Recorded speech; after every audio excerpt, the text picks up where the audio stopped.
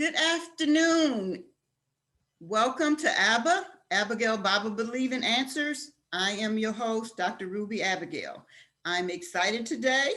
We have spotlight on our author session, as well as we're going to be concluding our series on boundaries and taming the tongue. So for our segment on Spotlight of the Author, we are today visited by our own prophetess, Valerie Sturdemeyer, and she has wrote her new bestseller, Wait for God to Speak. It's a 31-day devotional, and it is to help you in your time of meditation, your time of prayer. I love it. It's awesome. I have my own personal autographed copy. And I think it's good to get a copy, and not only for yourself, but sow a copy into someone else, especially if you know someone that's in the military, because Val is, I believe, retired military. I know she served in the military. She's a veteran, and, you know, we have a lot of military that's out of the country in Afghanistan right now. And then we have some that's even stateside. It's just a lot going on. And we can sow into even someone and, you know, the sacrifice that veterans make. I'm a product of a veteran. My dad served in the military, and it is a sacrifice. Sometimes it could be even your life, as it ended up being with my father. So they give a lot. So we would like to support her, not only as a kingdom woman of God, but as a veteran, someone that sacrificed and served a country. She's a phenomenal woman of God. She's a leader in her community, in her church. She is also a member of Sisters in the Spirit, an organization which I was honored to be introduced to, which is a group of women that have served in the military that meet quarterly. Right now, they're meeting through Zoom because of the pandemic, but normally they would meet quarterly to just fellowship and stay connected because of their life experiences, you know, in the military, and fellowship and go out on outings. It was real fun. I always enjoyed it, and meet up at each other's home, and it was always around good food and good fellowship. So it's a great organization that she's a part of. And not only that, but she's a wife to Minister Fred. I love him. And as she say in her book, he's her own personal comedian.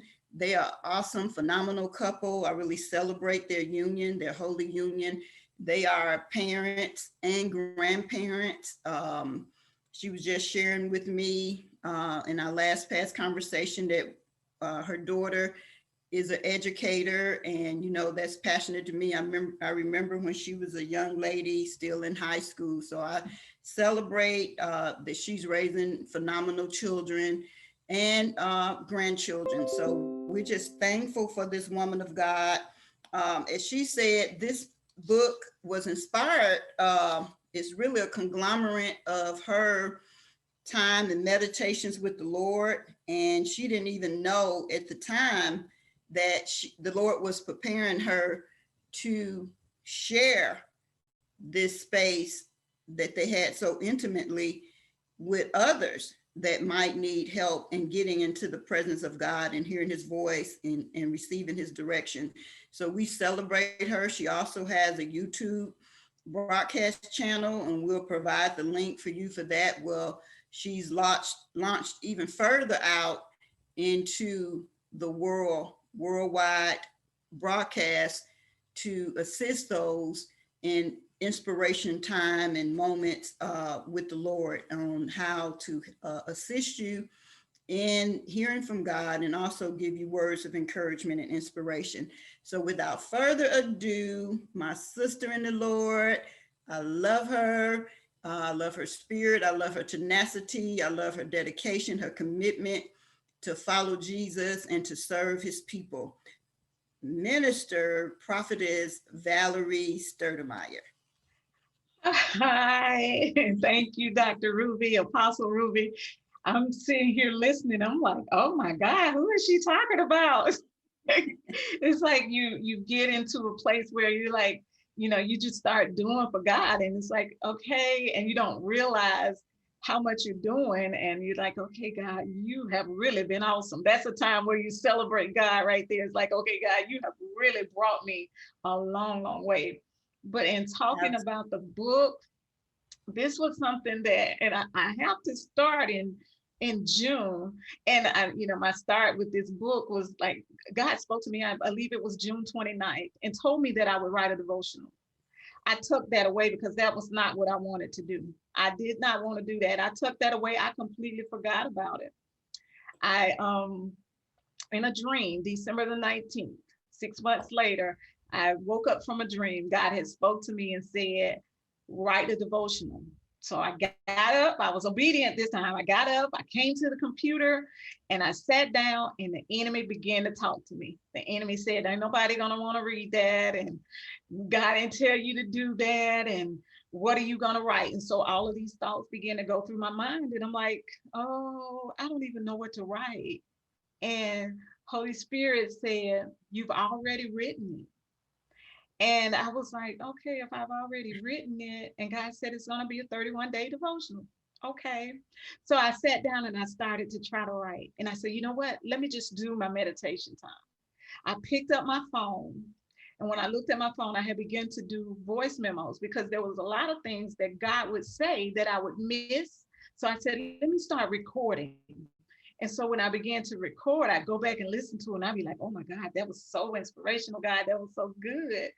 But when I picked up my phone this time, this day, December the 19th, my phone, the voice memos, it was at day 31. Wow. So I knew that that was God. I just knew then. I said, okay, God, it's already written. All I had to do was go through and put pen to paper, listen and put pen to paper.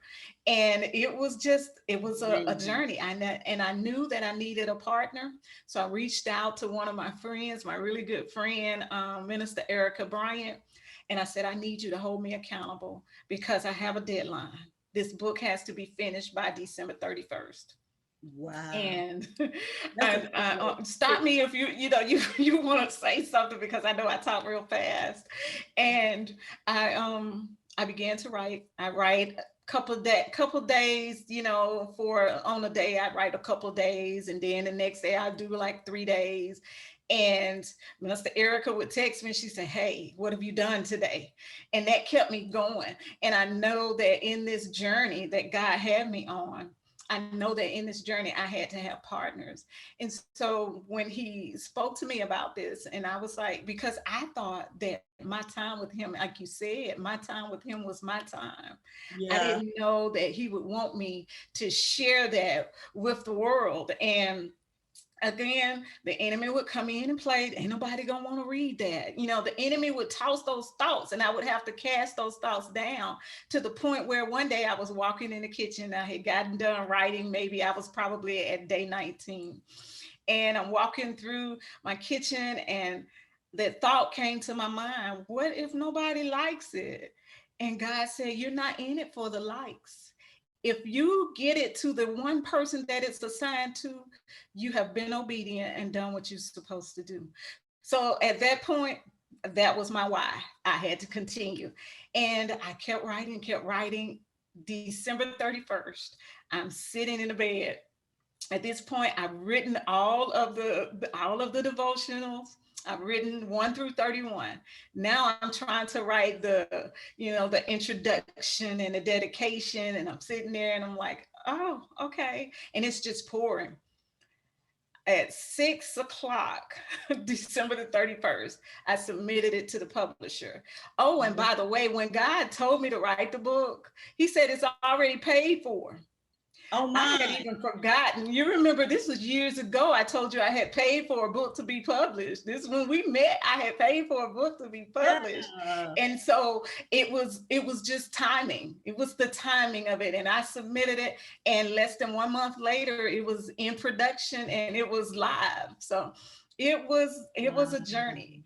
And that journey came about because of COVID, because of the pandemic. I was just missing people, and I was just I had withdrawn into myself. and fear began to set in, and I just wasn't leaving the house, and I was terrified. God, what am I going to do? So that's when I began to just seek God more. He began to pour out more, and it was like all the hustle and bustle was gone. Everything that once had me restricted, all of that was gone. So then I could spend my time with God and enjoy that time. And I would be in here for hours sometimes, and just listening to what God was saying, and just meditating and worshiping on what he was saying, because it was so powerful. The things that he was saying to me, it was so simple yet so powerful.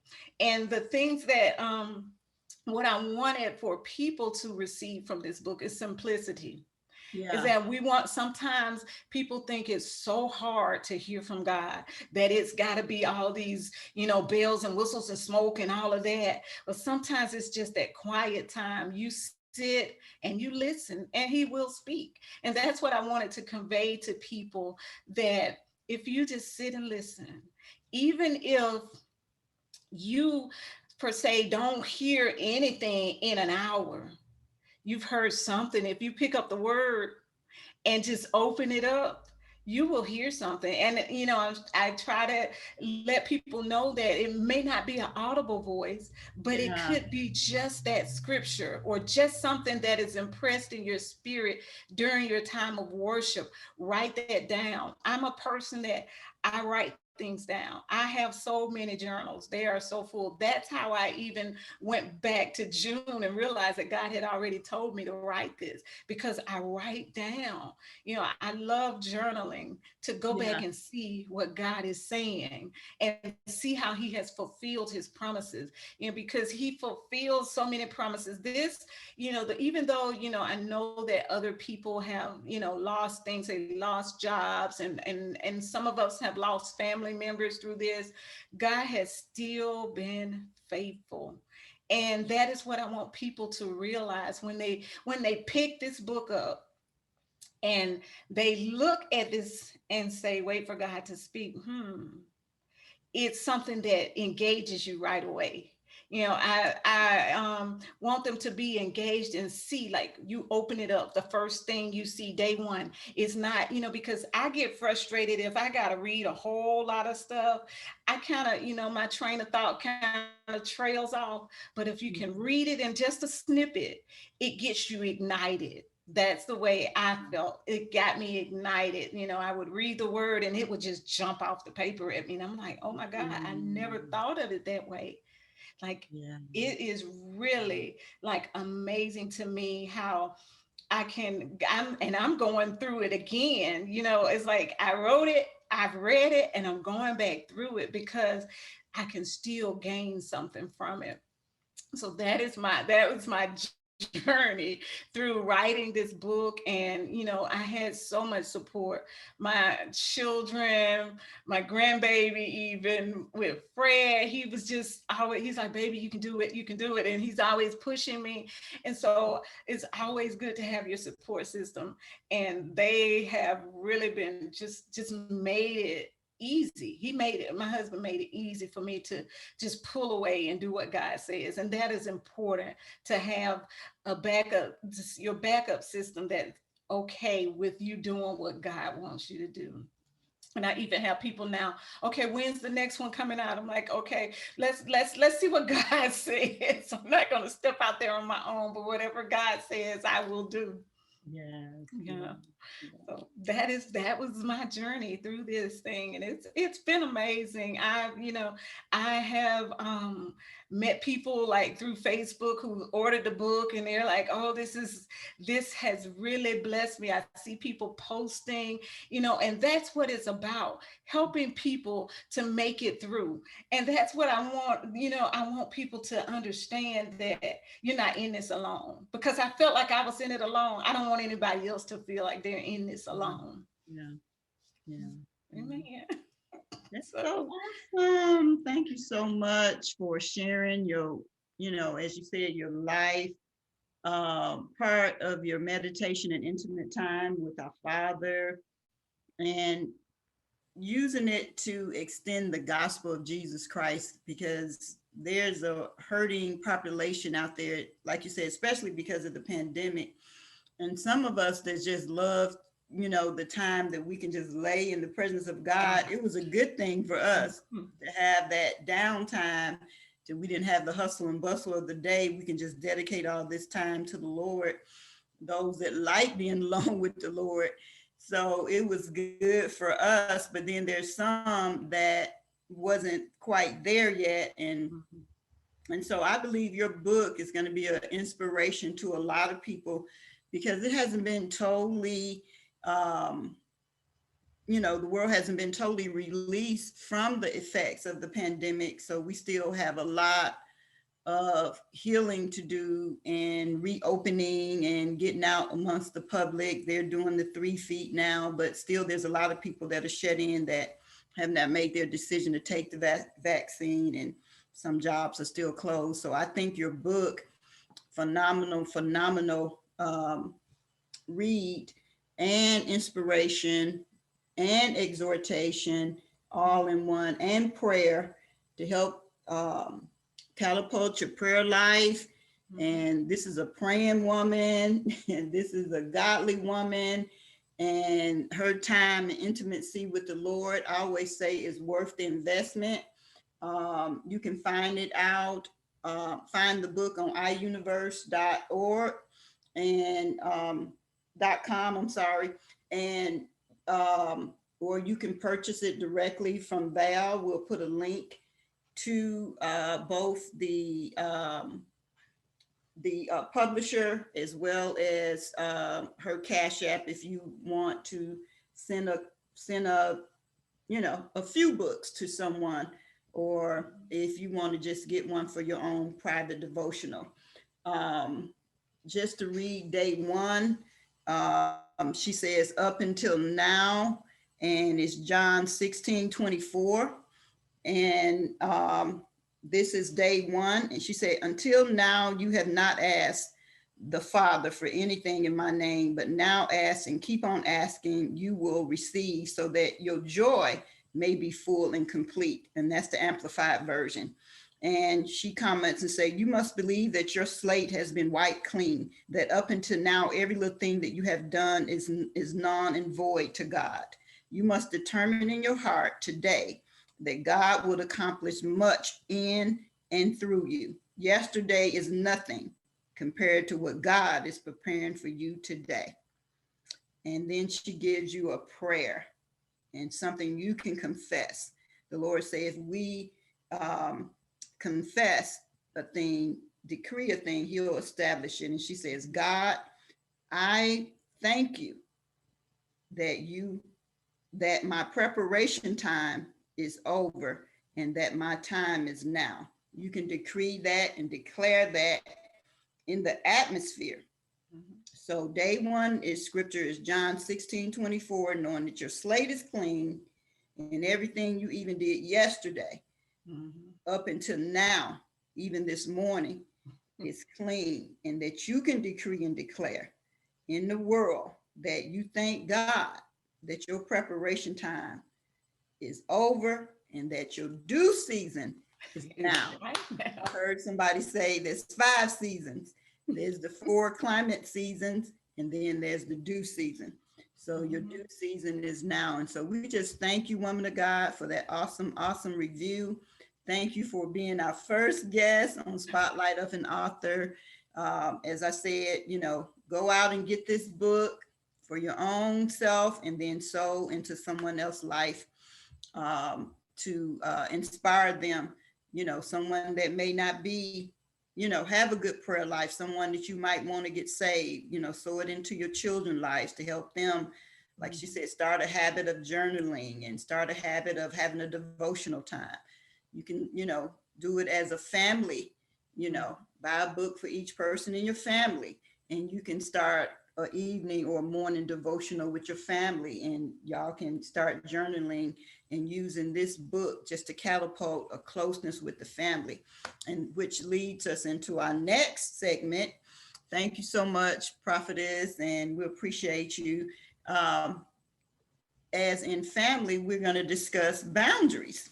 we're going to do the conclusion of our series on boundaries and taming of the tongue. So we're just going to go right into it. This week, we're concluding, as I said, and a lot of times there's this new movie out that's trending called Yes Day, where the parents has agreed to say yes to their children for 24 hours. And I watched the trailer of it, and it seemed to be fun, but it was started a lot of chaos, of course, because children, they sometimes can expect more out of you than you're willing to give them, especially if they have the spirit of entitlement. So you may say no, no, no, and they may even try to manipulate you into saying yes, or even may go to the other parent and try to play you against each other or whatever, just so they could get their way. And as we know, sometimes when you start one way, you can't be both parent and friend. And so you are saying yes, yes, yes, just so your children can like you, could really cause problems for you and for them as they grow older later, even in life.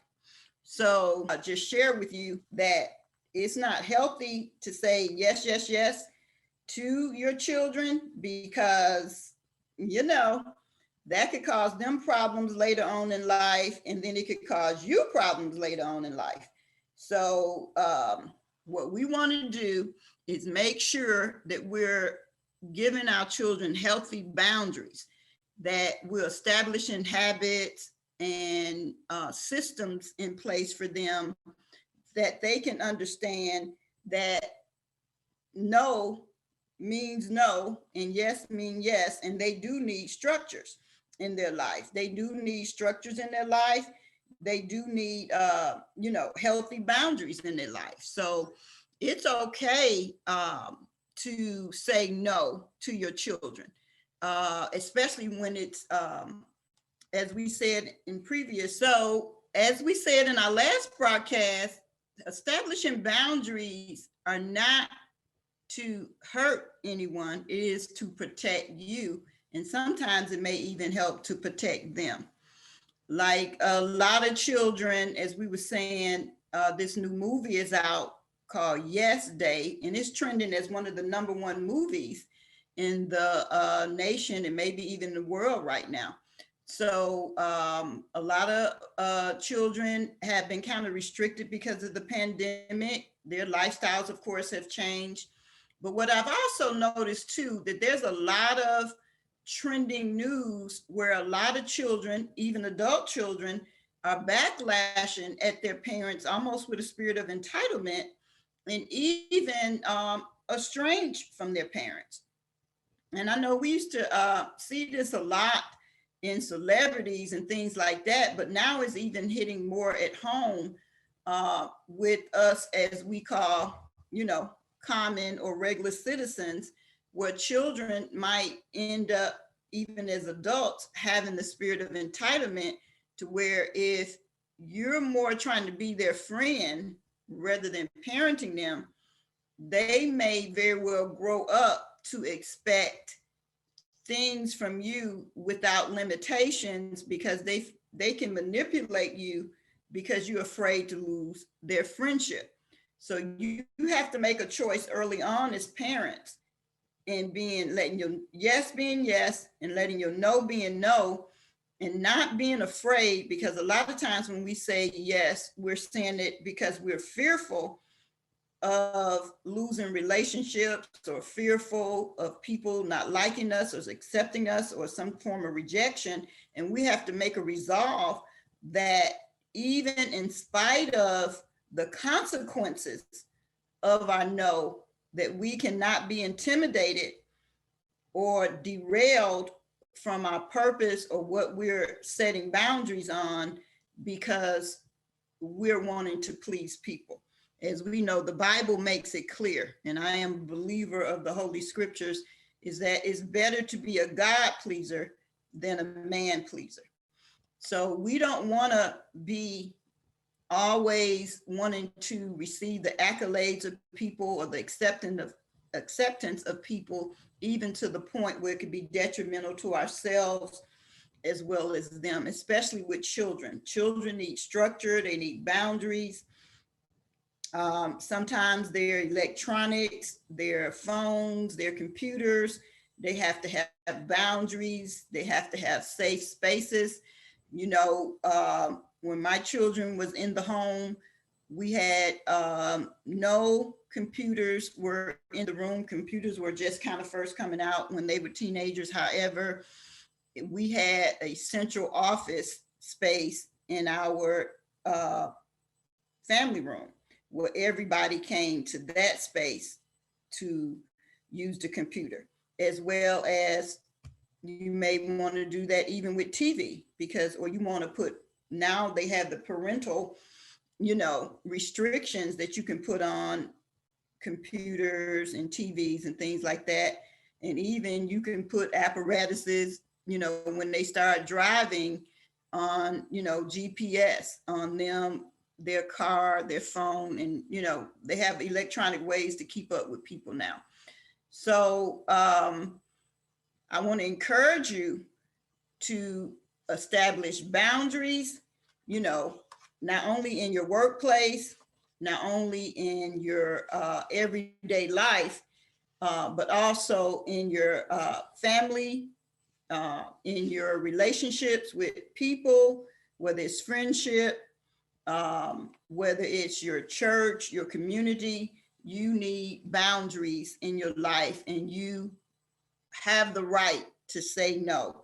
And I hope some of the tools that we shared will help you to establish those boundaries. And again, that you can look into purchasing this book, Boundaries, written by Dr. Henry Cloud and Dr. John Townsend. And also they've done some teaching on the YouTube, where if you not in a position to purchase the book, you can actually go out there and purchase and just watch free on YouTube, what are boundaries, boundary conflicts, and developing healthy boundaries. We want to know where to draw the line, as far as our communication, as far as us interacting with others. Also, we were working on Taming Our Tongue, our devotional, and 30 Days of Taming the Tongue by Deborah Smith Pegus. So this is a very good read. This is a very good book. It has 30 tips on implementing devotionals and prayer time for yourself and declarations on how you can tame your own tongue, so that when you need to say and communicate to others, even if it's a unequivocal no, that you can do it with grace, you can do it with kindness, you can do it with love, because you might say no, but you don't have to be harsh or raw or rude. You can do it in a graceful way to where it won't cut as bad in your delivery, especially if you value and want to keep relationships, because a lot of times it's our tone, it's our mannerisms. It's been said that most of our conversation is only 5% verbal. Is basically everything about us is speaking. So we want to make sure that our demeanor is right, our motive is right, our heart is pure, because we want to walk in the fruit of the Spirit. We want to be gentle and kind and long suffering, and know that the same enemy that may be trying to use others is the same one that will come back and attack you. And you want to bestow upon others the same grace that you would have them to bestow back upon you. Because be not deceived, the devil, is seeking who he can devour. But understand this, that God is not marked. Whatever you sow, you will reap. So if you sow grace in your time of need, grace is there for you, because you're sowing it into your heavenly account.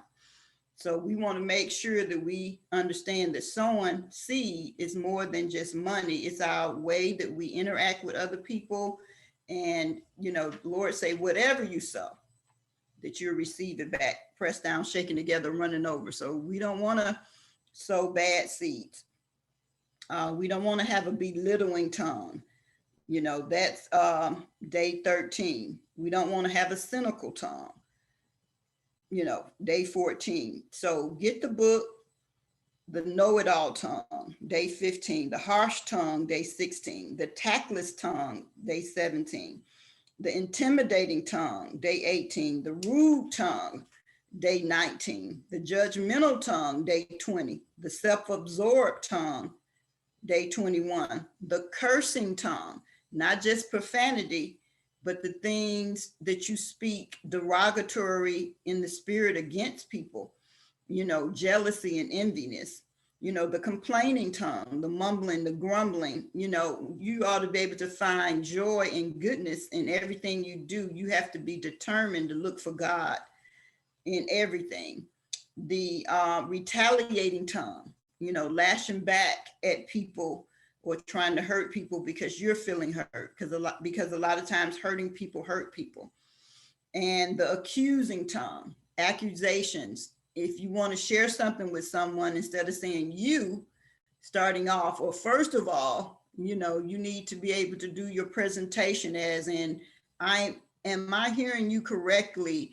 Or is this what I heard? Or I'm understanding that you may have said. So there's a different way to even approach someone that you feel like is saying something accusational to you or accusing you. You don't want to come back accusing them of something that they may not even be intending to relay to you.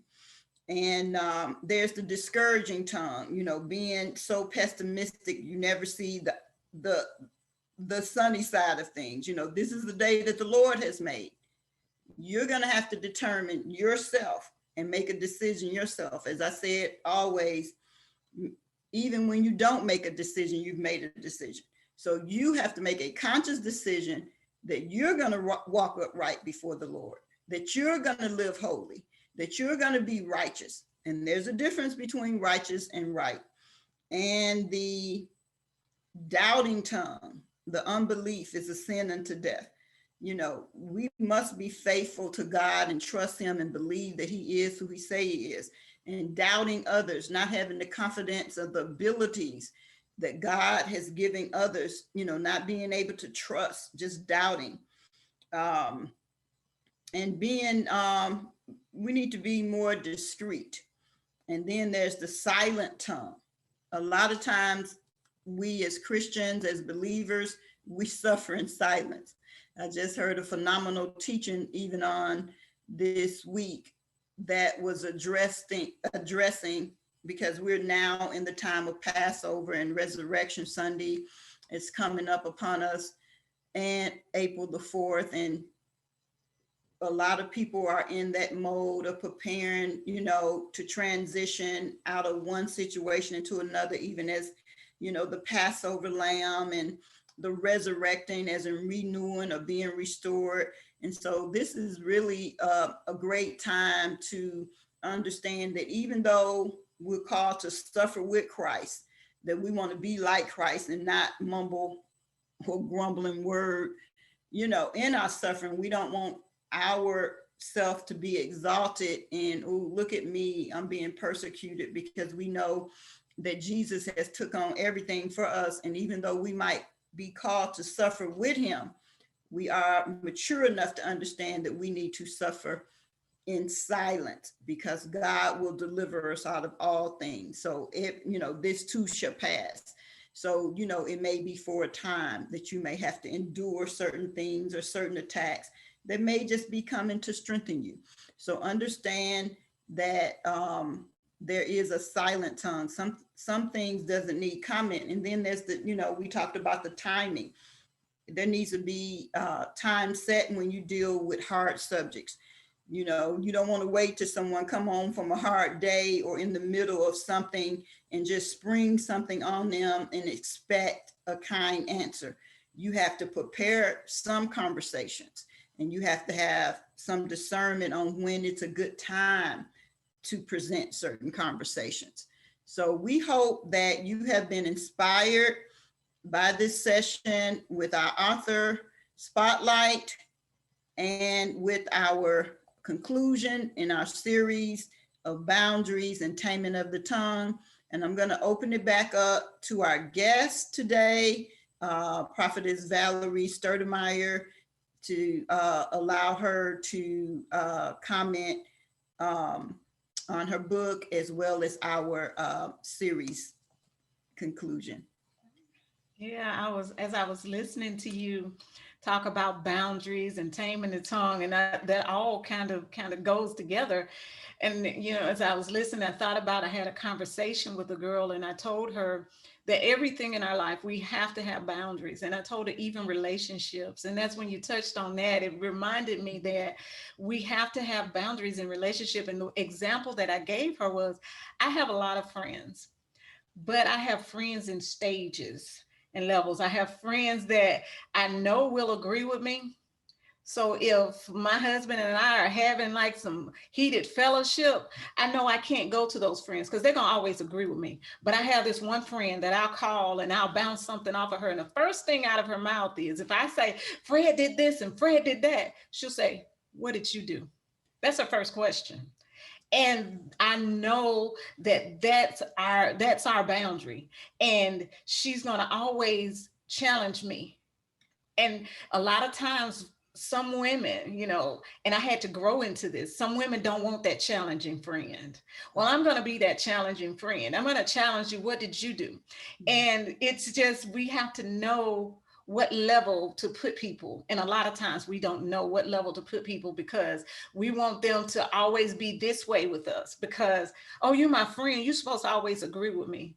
No, your friend is the one that's going to disagree when you're wrong, and know that, and my friend knows that she's going to say, what did you do? And then I'm going to get mad at her. And then she can say, okay, you can get mad, but we're going to be right back friends in 5 minutes. So go ahead and get that out.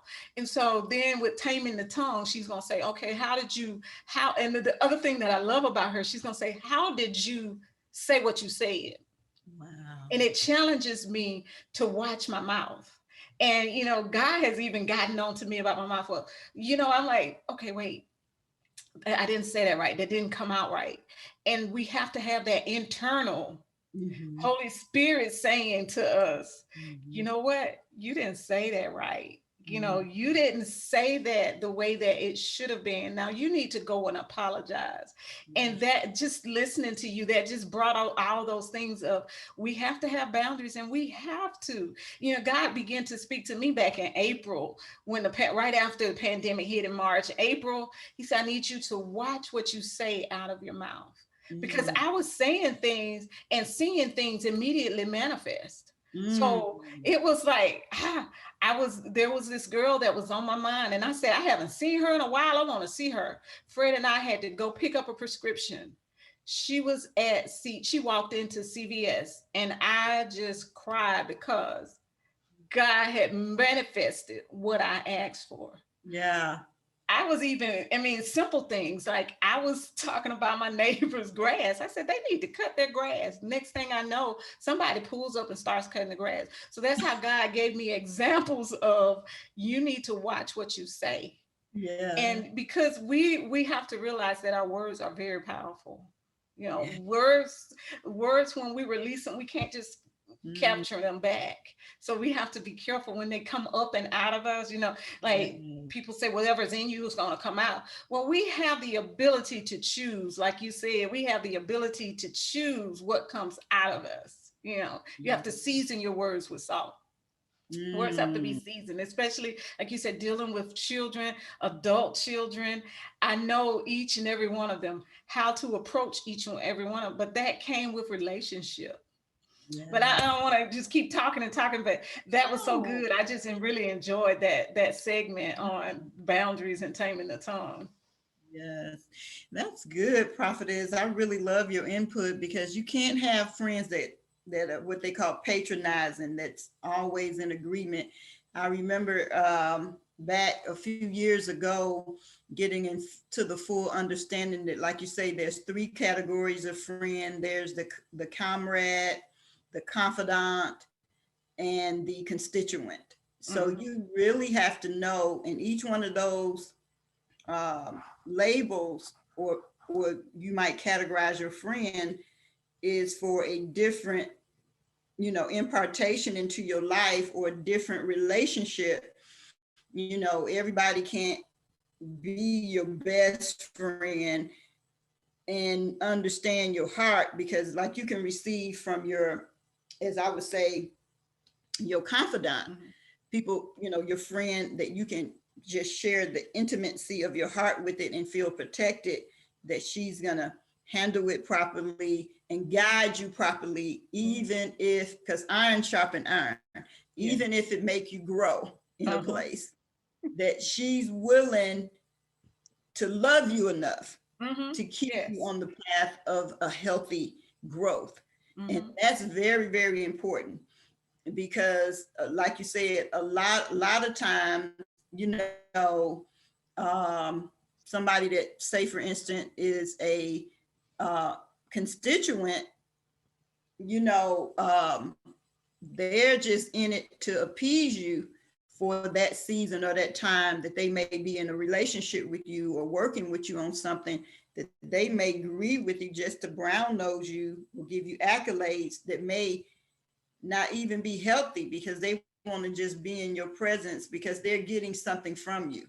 They're getting, it's for some type of reason or whatever. And then of course, comrades, as if you're actually just working together to accomplish a certain goal, that is not really a relationship there, it's more of a task.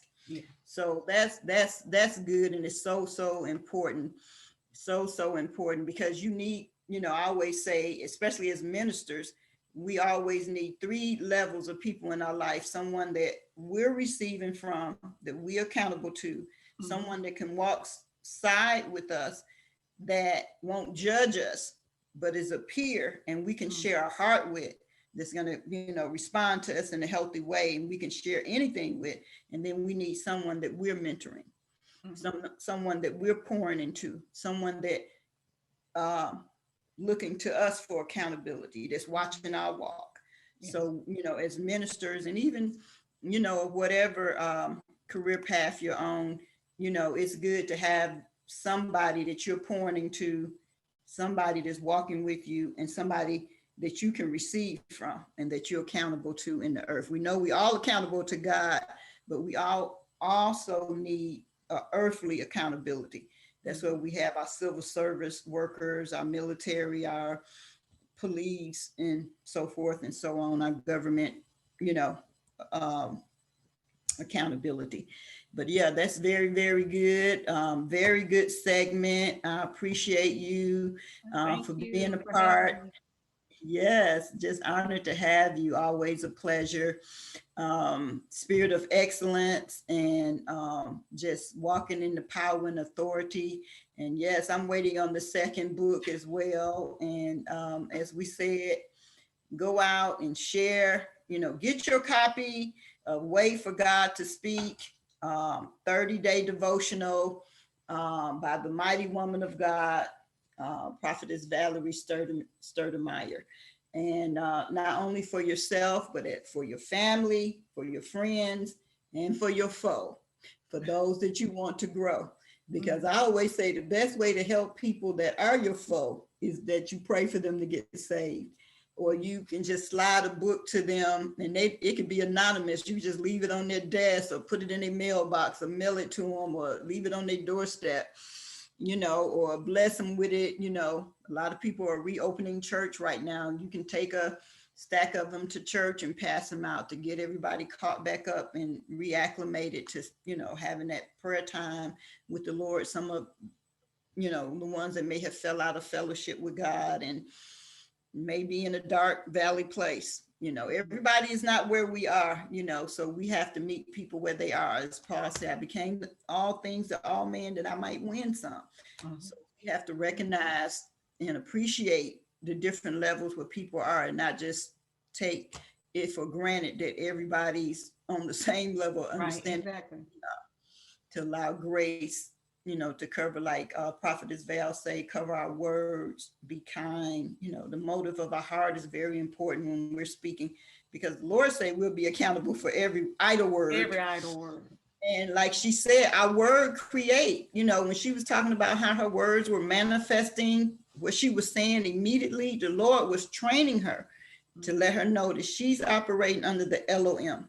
Just like when God spoke, let there be light, and light is still penetrating today. And so she has that same power because she's made in his image as we all do. So we create our world with our words. And some people, you know, is not understanding that and saying things. They're even speaking, you know, like our taming of the tongue. It may not be profanity, but it could be curses when you're calling your children out of their name and saying they're not going to be anyone or anybody, or they're stupid, or they always fumbling, or they always dropping stuff. You know, give them grace if they make a mistake and break something. You know, it could be replaced. Don't call them out of their name and make them feel intimidated, because accidents happen. Or if they wrecked a car, you know, accidents happen. Just make sure you have insurance. You know, just, you know, be kind to your children, but have boundaries. Don't have this yes day in your life.